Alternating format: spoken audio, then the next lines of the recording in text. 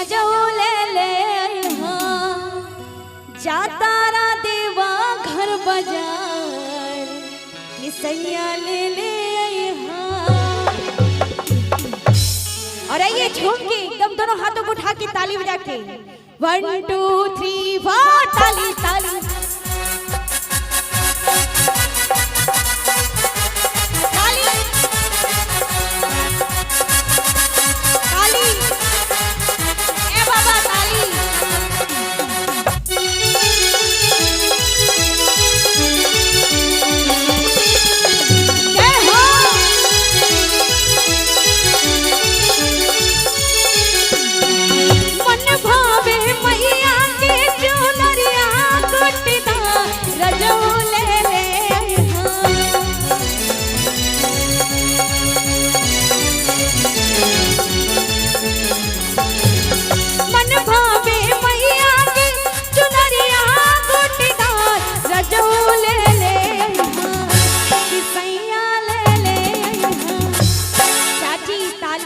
ताली बजाइएगा तभी तो ठंडा नहीं लगेगा ना।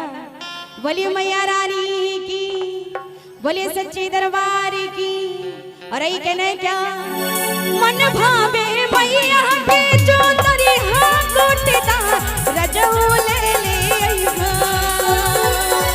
मन भावे मैया के जो तरी हाँ गोटेदा रजऊ ले ले रजऊ ले